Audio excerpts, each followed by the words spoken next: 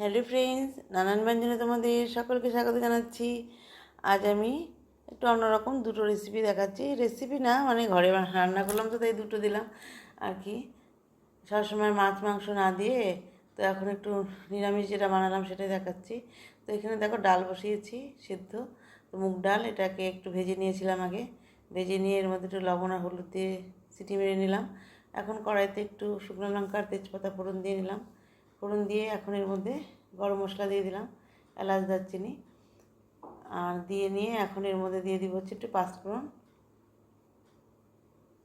পাঁচফোড়ন দিয়ে দিলাম। পাঁচফোড়নটা দিয়ে এখন এর মধ্যে একটু টমেটো দিয়ে দিলাম। একটু ভেজে নিয়ে এখন এর মধ্যে সিদ্ধ করা ডালটা দিয়ে দেবো। যাই হোক, তার আগে আমি একটু আদা পেস্ট করে রেখেছি সেটা দিয়ে দিলাম। দিয়ে এখন এর মধ্যে সিদ্ধ করা ডালটা দিয়ে দিলাম। তো ভেজে রাখা ডালটা দিয়ে দিলাম। আর এর আগে আমি একটু ফুলকপি আর মটরশুঁটি আর গাজর একটু ভেজে রেখেছিলাম, সেটা এখন একটু দিয়ে দিলাম। দিয়ে এখন ভালো করে একটু মিশিয়ে নিচ্ছি। ফোড়নটা একটুখানি হালকা পুড়ে গেছে। যাই হোক, এখন এইভাবে আমার ডালটা হয়ে গেল। এখন এর মধ্যে আমি ঘি দিয়ে দিলাম। আগে 1 চামচ দিয়ে দিয়েছিলাম, এখন অল্প একটু দিলাম, বেশি না, অল্প দিলাম এখন। তো ঘি দিয়ে তো এর মধ্যে আমি সামান্য একটু মিষ্টিও দিয়েছিলাম। আর এখন এর মধ্যে ধনেপাতাটা দিয়ে আমি এখন ডালটাকে নামিয়ে নেব। আর এখন দেখো একটুখানি এটা আমাদের মানে আমাদের ফ্ল্যাটের উল্টাপাশেই একটা গাছ, এই যে আম গাছ। তো ওই যে ওই বাড়ির আম গাছটা, তো ওখান থেকে আমাদের 1 ঝুড়ি আম দিয়েছিল। তো আমি তার মধ্যে কয়েকটা নিয়ে আমি একটু চাটনি বানাই। তো এখন এই আমগুলো তো পেড়েছিল, তো আমাদের দিয়েছে, তো এখন এই আমগুলো দিয়ে আমি একটু চাটনি বানাবো অল্প করে।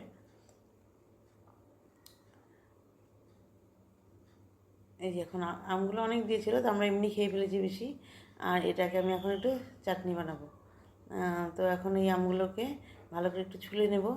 তো এইভাবে ছুলে কেটে নিয়েছি। এখন এর মধ্যে একটু চিনি আর তেজপাতা, এলাচ, দারচিনি একটু মেখে নেব।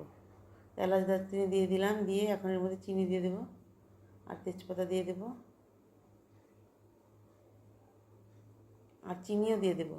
দিয়ে এখন ভালো করে একটু মেখে নেব আর সামান্য একটু নুন দেবো। তো নুন দিয়ে দিলাম, এখন একটু চিনি দিয়ে দিচ্ছি।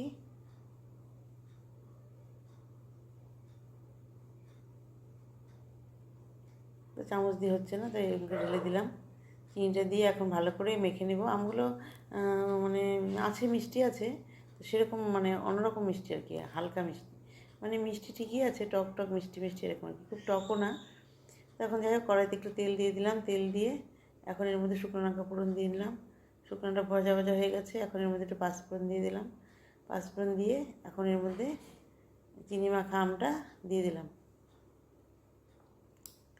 দিয়ে এখন ভালো করে একটু মিশিয়ে নিচ্ছি। এভাবে ভালো করে মিশিয়ে নিয়ে এখন আমি এটাকে একটু ঢেকে দেবো। তো সামান্য একটু জল দিয়ে আমি এখন ঢেকে দিয়েছিলাম। এখন দেখো আমার আমের চাটনিটা হয়ে গেছে।